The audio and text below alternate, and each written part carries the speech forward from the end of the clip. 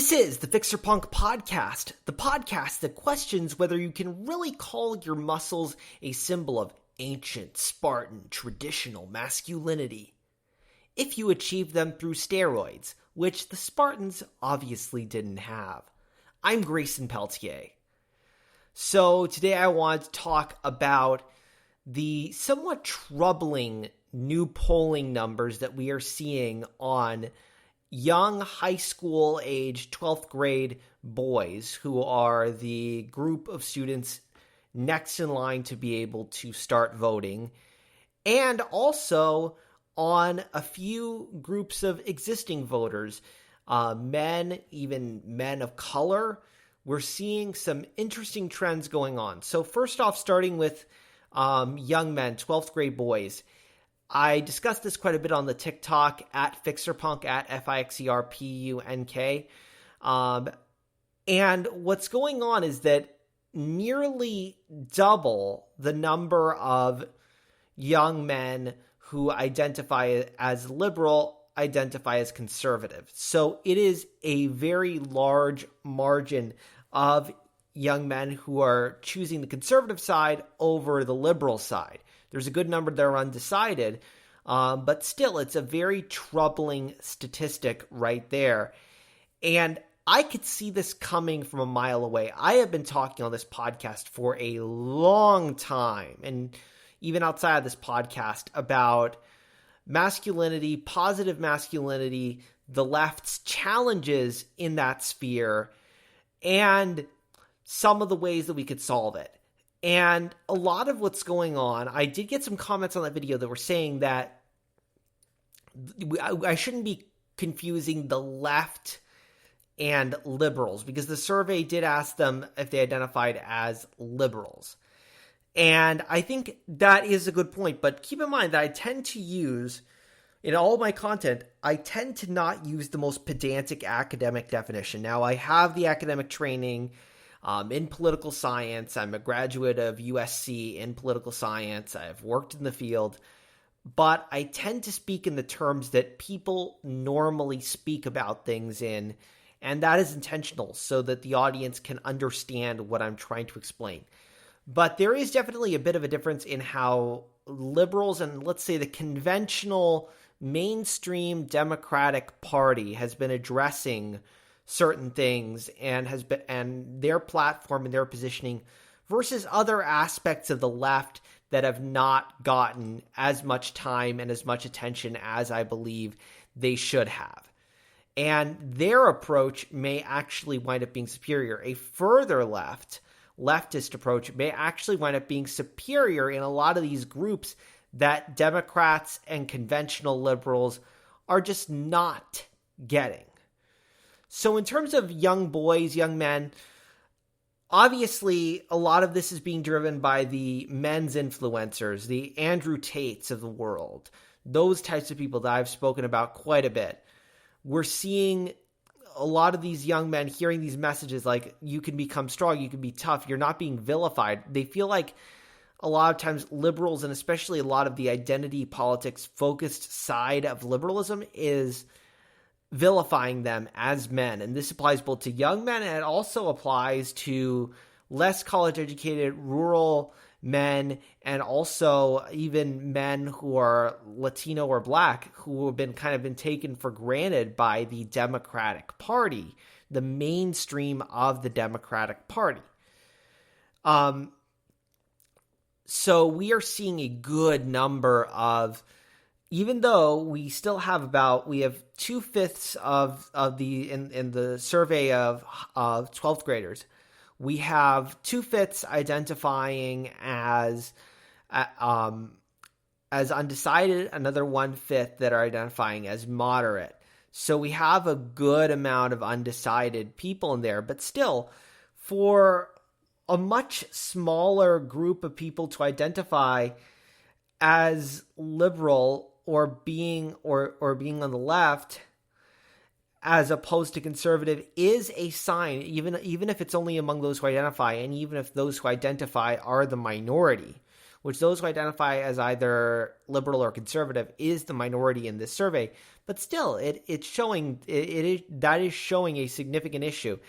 And the big issue, and this is one of the things I explained on the TikTok, was that the conventional Democratic Party and really all of the left together really does not engage in long-term cultural engagement. This has been an issue I've talked about for a long time.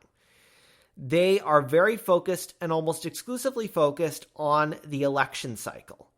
Meanwhile, you see conservative media being invested in year-round. The Andrew Tates, those people, the PragerU influencers, the Ben Shapiros, all the Daily Wire people, they don't just magically disappear and appear at election time, as is the pattern, it seems, with a lot of left-wing and progressive media, especially those that are tied to like the more establishment Democrats.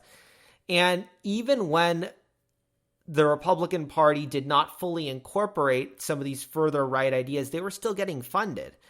Like the further right, I was part of the Tea Party. The Tea Party was definitely getting funded. Even when the GOP didn't fully accept us, when I was working for the Tea Party, there was definitely money going around. But you really don't see that in the further left groups that are doing long-term, year-round engagement. And that is a major problem. And I think that funders who are actually serious about a progressive movement in America need to look at a longer range strategy. But again, I've talked about that ad nauseum on this podcast, and I've explained how to do it.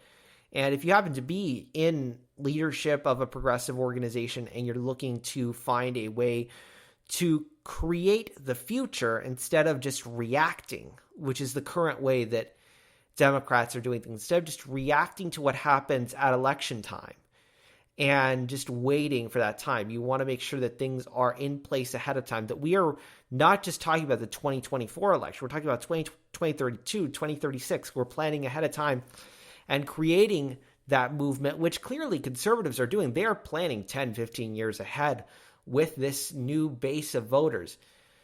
And there is a reason in the messaging of the conventional Democratic establishment and even many progressives, as compared to conservatives, that is making their ideas way more appealing than progressive ideas. And I think it's something we have to look at in terms of the way they're approaching it. But if you are in that position and you're in that position to make a change and you want to do something different with your organization's resources, maybe with the resources you're bringing in right now at election time, you want to bring it into a more of a year-round approach and a more culturally engaged approach, that is something that I help with. You can go to my website for my consulting practice, offspeedsolutions.com, OFFSPEED solutions.com. And I'd be happy to discuss with you, your organization, how we can get your message out there to people before it becomes an urgent thing where you have to spend a ton on ads to maybe shift opinion by like 1 or 2%. And that is what I did when I was in the conservative movement. I was on the board of Tea Party Youth. We were going all the way through younger demographics, all the way down to like, there were partner groups that were trying to do like Constitution education for like young kids, like elementary school. And yes, into teenagers and memes and all that. And those things don't have immediate electoral payoff. And that's the thing is, again, all the money and all the people that are working on the Democratic side are strictly focused on immediate electoral returns. And in a way, they're right to be doing that. You have to keep things going. You have to protect democracy. You have to get the current agenda going.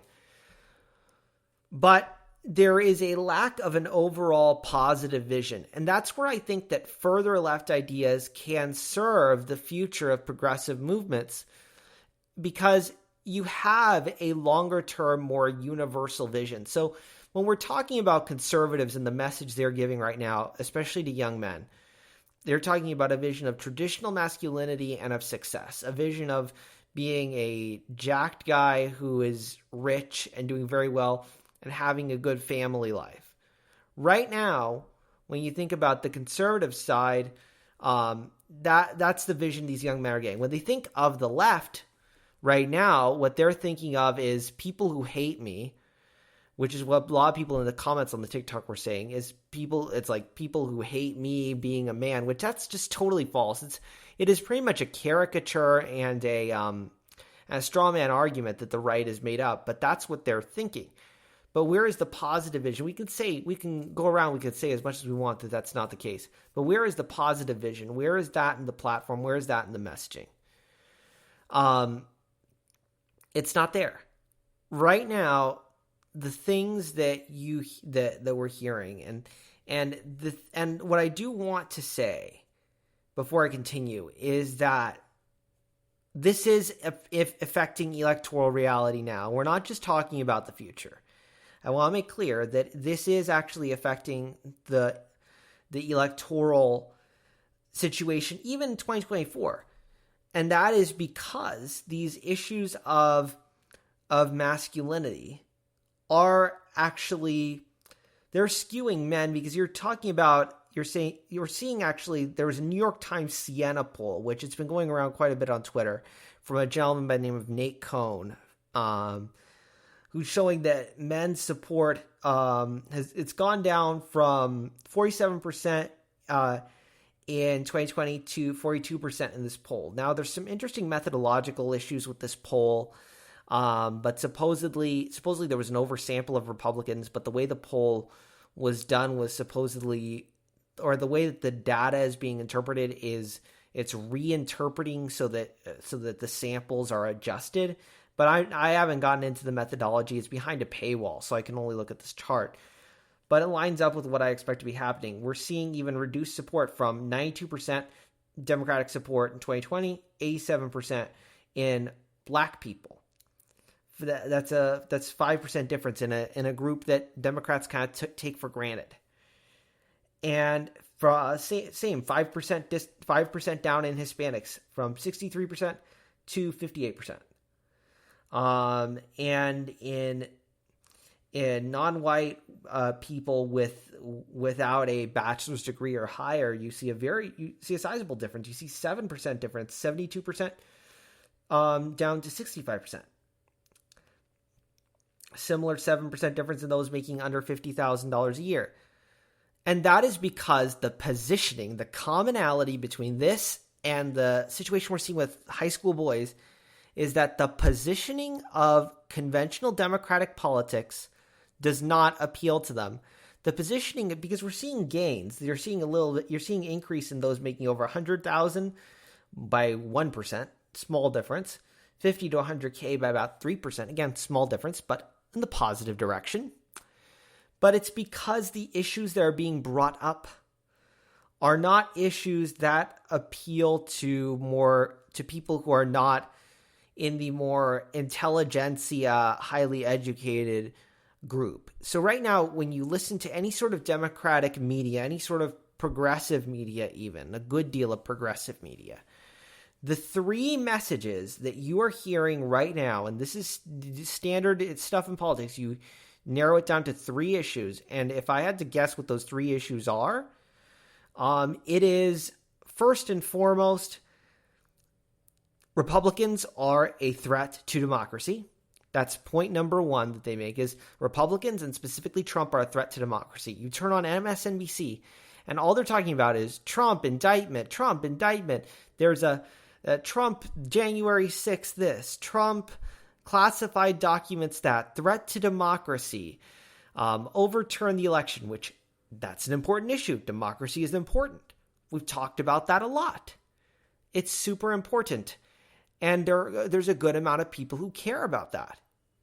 And it's good that we're seeing engagement of higher income groups toward Democrats, because you need the money. And right now, with campaign funds being short, we need some of those people. We need them to give some support. But it's not going to engage these groups that are falling away. And perhaps it's not even best for regular Democratic groups to try to engage these groups that are falling away. And that's where the further left, the actual leftist ideas can really win over these groups, because if you're talking about somebody who is like a high school boy, unless they're like super educated or very like precocious like I was, but even then I was still conservative when I was a teen. But that group isn't going to think as much about threat to democracy, Donald Trump, and January 6th. The person who's going to think about that kind of stuff and understand what all those things mean, it's not going to be the Latino man who is working really hard for his family and trying to put food on the table. He's not necessarily going to, the first thing he's thinking about in a day isn't necessarily going to be Trump classified documents.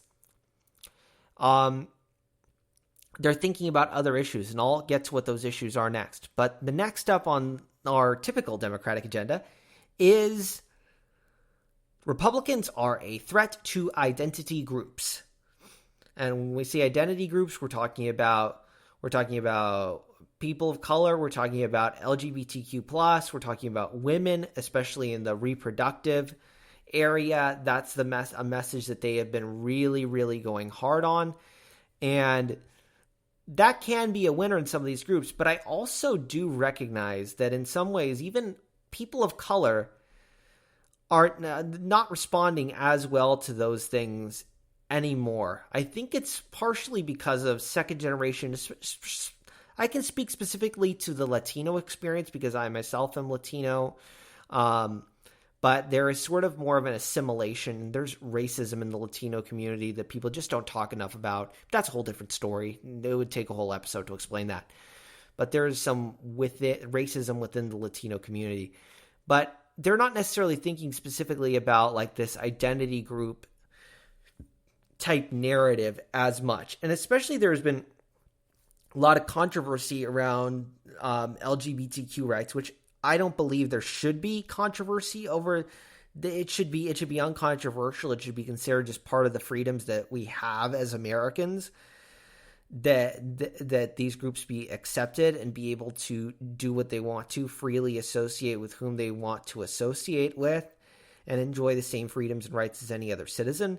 I don't think that should be really politically controversial, but alas, the right has played it to the point where they're making it more salient than it should be in people's everyday lives, and convince people who maybe have some traditional strains of thought, which is definitely, even in like some race, especially in ethnic minority groups, there's a lot of traditionalist thought. I know that in the Latino community, there are a lot of Christians, Catholics. So then the salience of that issue has gone a bit up, especially when it comes to LGBTQ and trans rights, which it's all meant to be divisive and to get you out of thinking about the true war that's going on, which is not a culture war, but rather a class war that's being waged economically. And that brings me to the third point that Democrats are really bringing up a lot about, which is everything is fine. Let's keep it that way. So Bidenomics, which I think that's a good idea for Joe Biden to tout his economic accomplishments. That is absolutely essential. But a lot of what they're saying is, well, look, everything in the world is stable right now. Politically, everything's stable right now. We've gotten everything good enough. Democracy is not an immediate threat because we're keeping things under control. Joe Biden, Democrats are keeping things under control. Economically, we're keeping things under control. Things are good. Things are doing really well economically because of what we're doing. And yes, there's some excellent work going on. The Bipartisan Infrastructure Law, the American Rescue Plan Act, those funds are still going around. All of these policies that President Biden and Democrats have been instrumental in creating. And a lot of things that the Republicans have tried to tear down. But a lot of people just feel like there needs to be more change. People are striking.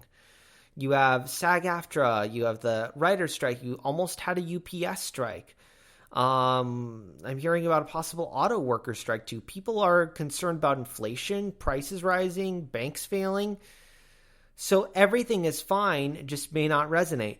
But on a deeper level, none of these issues really has that kind of universal human interest that a lot of the conservative ideas do. When there were like more progressive movements around young people, they had more of like a universal appeal to them. Like there were things like anti-war, you have the stuff that was going on with like punk voter in the 2000s, which I think Jello Biafra was the one that argued that that was what created the Obama voting bloc in 2008, the punk voter generation. But none of those things have that sort of universalism, like, and some of it, unfortunately, because the right has staged it as being a zero-sum game of, if LGBTQ and trans people are accepted, then that makes you less of a man. If people are getting help, that makes you less successful, when that zero-sum game is not reality, and nobody has really rebutted that. So you have in these, like, male demographics, in particular with men, they're like, all they're talking about, all the Democrats are talking about, is this stuff that really doesn't matter to me, that doesn't have an immediate impact on my life. Trump's classified documents, not an immediate impact on my life. They're saying that the economy is fine, but I'm struggling because I'm only getting paid $7.25 an hour at a hard labor job. How can they say the economy is fine? Meanwhile, this is appealing to the person who's making $100K a year in some sort of corporate job. Maybe they have a master's degree, some sort of advanced education. They're like, these are all things like protecting democracy, protecting the institutions of it. These are all things that really matter to me. But there needs to be another narrative, a left narrative that appeals to people that feel disenfranchised. And there also needs to be community that addresses things that have an overall human interest to them, not just like an institutional or a systemic interest to them. Things that have like a very human feel to it, like the anti-war movements, those types of things that were going on with youth. I think climate change could be one of those issues with certain highly politically engaged young people. But I also think we need to have an answer to this masculinity, traditional lifestyle type influencer, and we have this group of people who feel very lost and alone in their lives. You're seeing a lot of increases in loneliness, a lack of community. And the community and the people that are out there reaching out to especially men that maybe aren't as educated, men who are younger, are these types of groups and influencers. They're saying, well, look, you can either back down, lay down, and let women and trans people run you over. You can lay down, you can let women and trans people take everything that you've ever earned in your life, or you can join me and you can become the toughest and strongest man that you've ever been in your whole life. Then grabs a beer and chugs it down Stone Cold Steve Austin style. And then our answer to that is crickets. Or just, you're wrong for feeling like you're having a hard time in life because all these other groups are having a worse time than you. Which two things can be true. There is no intersectionality battle royale. This is not a competition for who is the most oppressed. That's not how intersectionality works. It never was how intersectionality worked. So what we have to do is we have to find a way and find out what matters in these communities, finding out and engaging people not just on the stuff that matters in an election cycle. And this is where the further left ideas. At this point, I think that maybe we should just let Democrats be conventional Democrats. Let them do what they do and do what they do best in terms of bringing the pro-democracy message, the protecting rights and protecting the status quo message to the people who are responding well to that message. But the further left, the more leftist and progressive type movements need to bring a positive message, create community, which a big part of leftism and socialism and these types of more progressive, further left ideas is stuff like mutual aid. And we need to have that sort of involvement and show that, look, we are, in terms of like emotional support, and show that regardless of who you are as an individual, regardless of whether you are from an underprivileged group, whether you're from a oppressed minority group or not, that we're creating community around you, that we do care about you. And that is something that the further left can definitely do a bit better than the election-focused Democrats.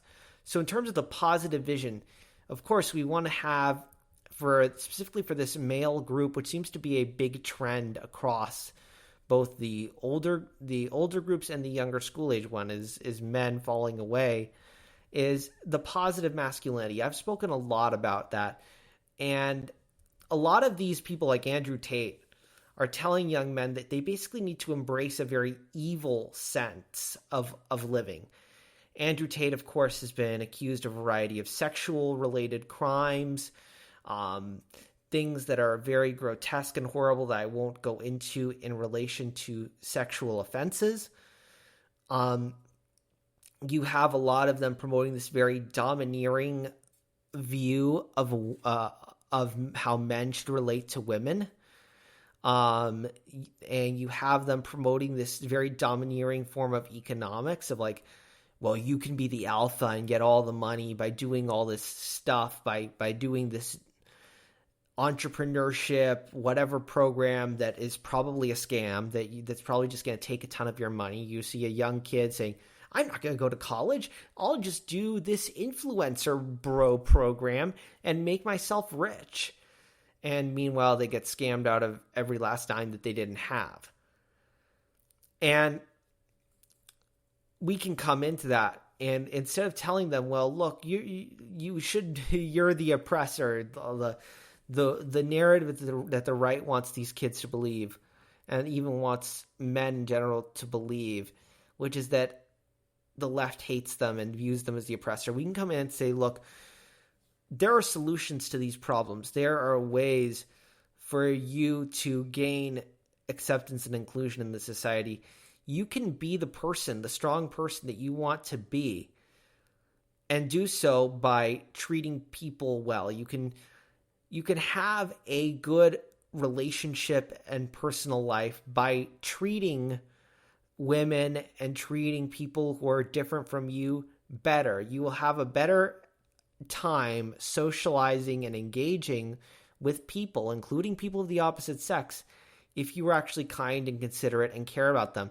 And just because you do that, that doesn't make you a weak person. And we need to have the examples of that.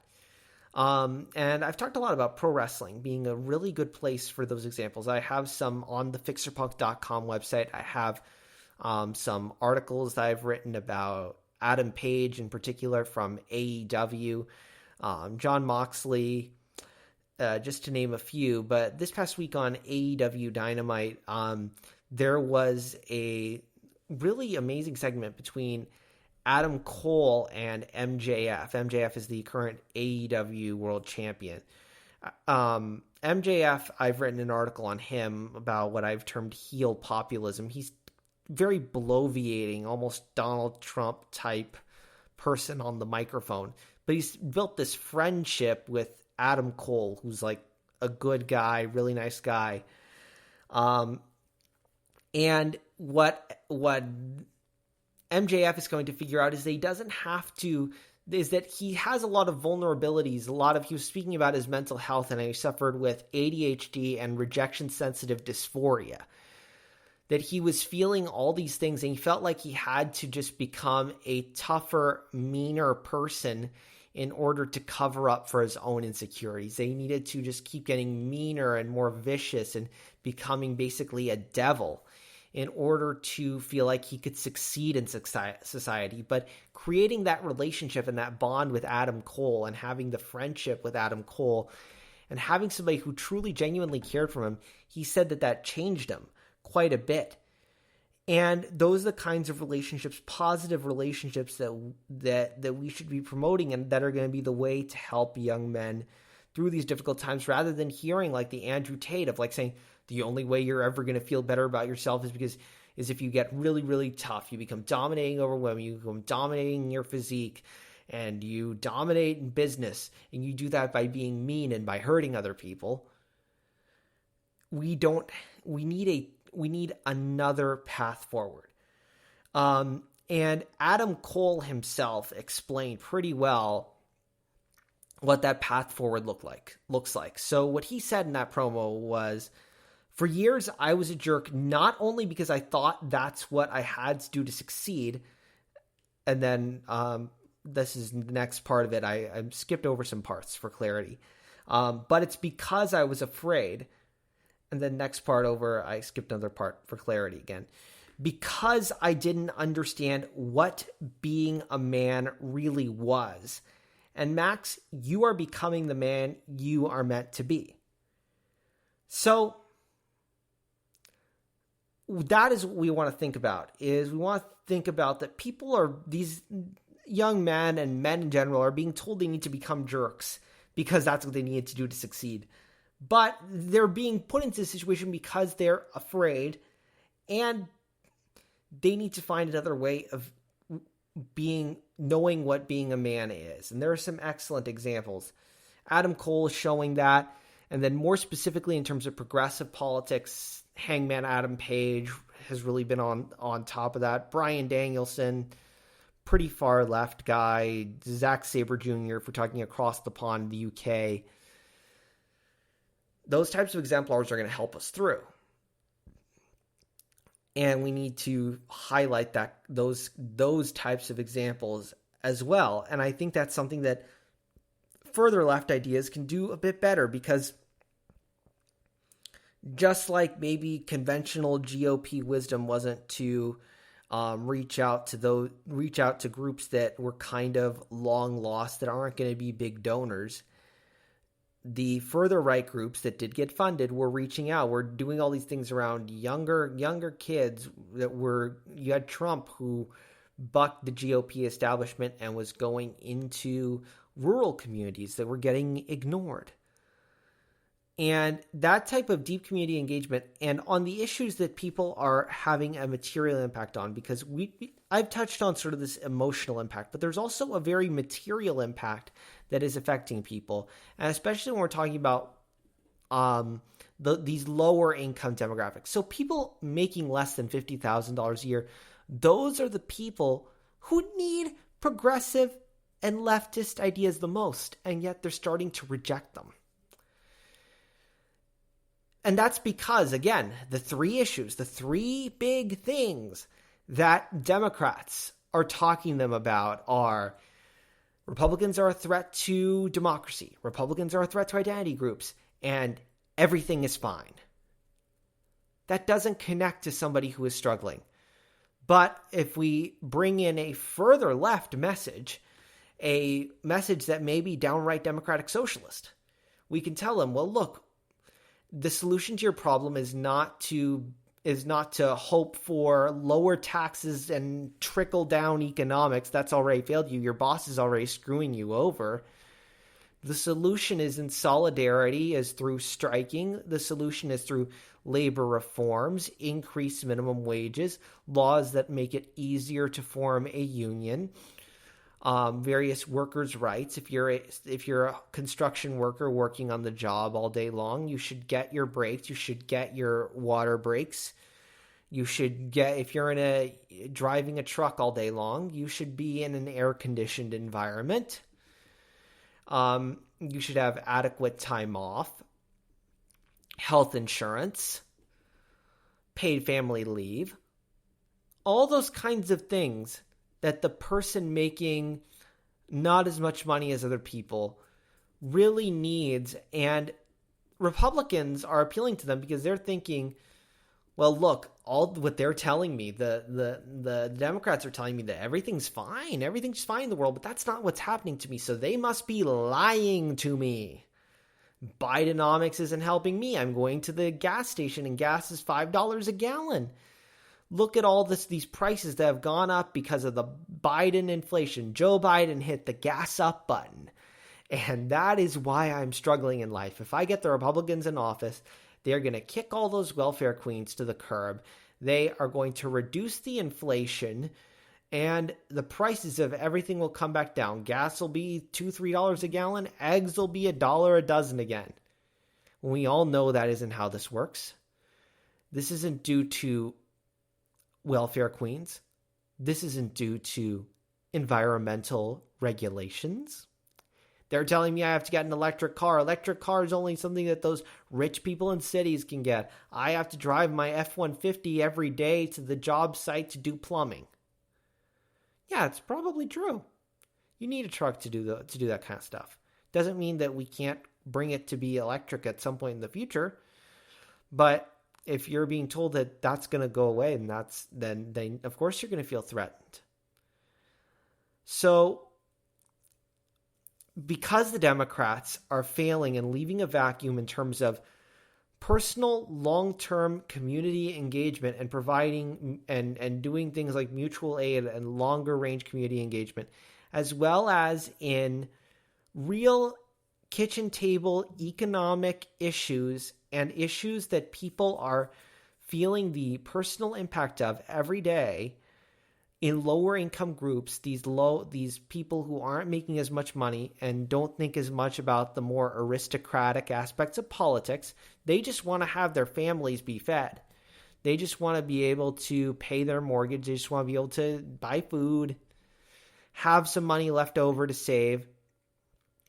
And they feel like if Republicans are going to come in and lower their taxes and lower their prices, that it's going to come back in. But really, in reality, what's going on is this is corporate greed that needs to be broken up and dealt with. The antitrust laws, all of those kinds of things, price gouging, those types of things need to be addressed. And if the Democrats aren't going to address them, further left progressive groups, progressive ideas can be promoted. Just like the Tea Party was outside of the Republican mainstream in 2009, progressive groups, leftist groups can do that, and they can engage these populations, just like Trump went to the rural communities and got their votes. Progressive ideas can come in and say, well, look, we're different. We care about your economic situation. We know that you're having trouble every month making your rent. We know that you're having trouble paying for your food. And the problem is that corporate greed is stealing from you in all directions, and we are going to help you to solve that. And you are strong. You are a great hard worker. You're a person who is deserving and has earned the right to a living. And you can be as strong and as tough as you want to be. Get up, do what you want to do, what makes you feel fulfilled in life, and become your best self by acting in solidarity and by getting what you need to do that. Fight back against the people who are causing you the problems that you're experiencing in reality, not some made-up fantasy about how trans people and groomers are threatening your children, but the people who are actually threatening to take food off of your children's table through their economic policies. You can become strong and you can rise up and be tough, but you have to do so against the right thing or for the right thing.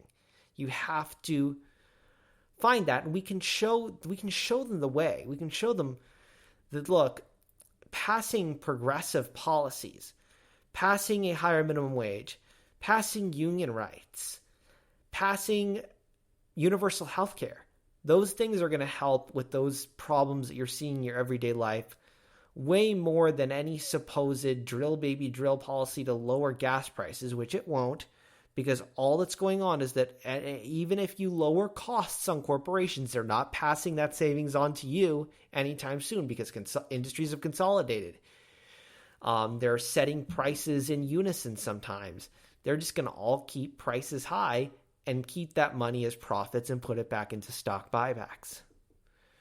But taking action and seeking collective action to change the economic system in this country to support the people who are working to keep our country going is an effective strategy.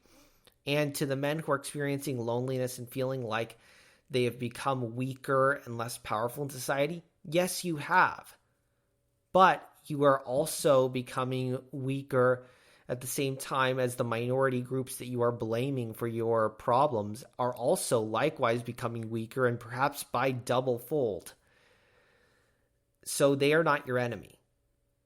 They are people who are dealing with the same issues that you are dealing with. And we need to get that message out there. And I think that this is where we can really see if we see a lot of progressive ideas going out into these communities in a package, not in a woke scolding package, not in a very whiny package of constantly complaining, but in a manner of strength of saying that this is the solution. These are the policy ideas that we need to fight for that will get you back where you want to be in life and help you be the person you want to be. Then we can see victory. And creating that community around people that feel left behind in life. For the young men who feel like they're lonely. Creating community, building that around them, even if there's no political gain to it whatsoever, and actively engaging in a language that makes them feel accepted and makes them feel like we're talking to them and we're not talking at them or against them. And that's what I seek to do here on the podcast. If you are in the political organizing space, nonprofit space, if you are organizing any sort of activism and you are looking for advice to get that message through in a way that appeals to specific communities that have been left behind or that is seeking to bridge divides instead of creating more divides and seeking to really create long-term sustainability in terms of your communications and in terms of attitudinal and cultural change, please reach out to me. You can contact me through my consulting practices website, Offspeed Solutions, offspeedsolutions.com. Link will be in the description. Please subscribe to the podcast for more episodes like this. And please follow on social media. I keep the TikTok the most up to date with current news and insights from the news. That is at FixerPunk, FIXERPUNK on TikTok, also on Instagram. The Twitter or X or whatever it's called is at Grayson Nation, GRUISON, NATION. If you have any feedback, you have any personal stories to share, any input at all, any issues you want me to cover, if you're seeing something in your own community, if you're seeing examples of your own family getting sucked into the far right, if you're seeing problems that are being solved by progressive and more leftist groups, if you have good examples of good activism, if you have a strike going on and you want to talk about that strike, leave me a message. I will try to get you onto the show and get your ideas and your narratives and things you want to share to help make things better, or the things you want to rant about so I can maybe analyze and maybe help you a little bit by discussing issues that need to be brought to light. Let me know. Give me a call. I want to hear from you. 844-477-PUNK, 844-477-7865. Leave a message 24/7, 365. I will listen to it, and you might be on a future episode. Again, 844-477-PUNK, 844-477-7865. Thank you so much for spending some of your time with me today, and I hope you'll join me again for the next episode.